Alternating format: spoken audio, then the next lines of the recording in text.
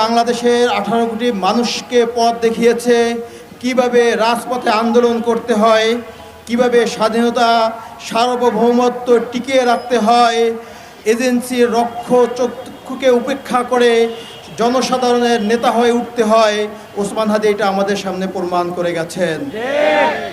আপনারা দেখবেন জীবিত ওসমান হাদির চেয়ে শহীদ ওসমান হাদি অনেক গুণ শক্তিশালী হয়ে আমাদের মাঝে ফিরে আসছে। বাংলাদেশের কোটি কোটি মানুষ ওসমান হাদির বিচারের অপেক্ষায় আছে।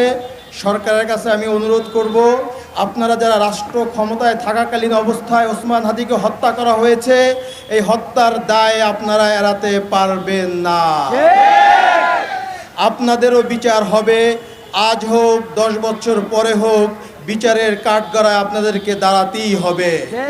আপনারা যদি মনে করেন আর 2 মাস পরে রাষ্ট্র ক্ষমতা থেকে চলে যাবেন, বিদেশে চলে যাবেন, মনে রাখবেন এই দেশের জনতা আপনাদেরকে কাঠগড়ায় দাঁড় করাবেই। তাই সরকারকে অনুরোধ করব, দ্রুত খুনিদেরকে আমাদের সামনে উপস্থাপন করুন। নির্বাচনের পরিবেশকে যাতে বিঘ্ন না হয়, খুনির বিচার করুন। আপনারাই ওসমান হাদিকে হত্যা করিয়েছেন, আবার আপনারাই এটাকে ইস্যু করে নির্বাচন বানচাল করার চেষ্টা করতেছেন, তা আমরা কখনোই হতে দিব না। ওসমান হাদি বলেছিলেন ফেব্রুয়ারিতে দেশে নির্বাচন হতে হবে এবং সেই নির্বাচন করার জন্য সে প্রস্তুতি নিয়ে মাঠে নেমেছিল, কিন্তু তাকেই হত্যা করে নির্বাচন বাধাগ্রস্ত করার চেষ্টা হচ্ছে।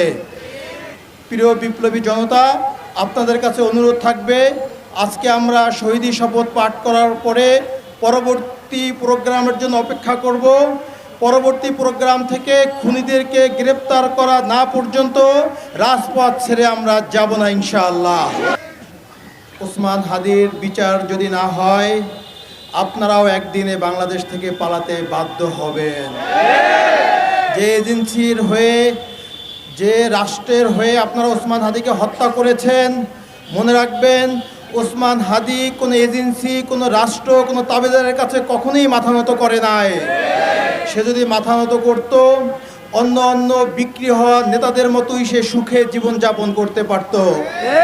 সে গোটা খুনি চক্রকে জাতির সামনে উপস্থাপন করুন। একটা জিনিস আপনারা মনে রাখবেন, বাংলাদেশের জুলাই বিপ্লবের আগে যারা ক্ষমতাধর ছিলেন, যারা রাষ্ট্রকে নিজেদের মনে করতেন, তারা কিন্তু আজকে কেউই বাংলাদেশে নাই।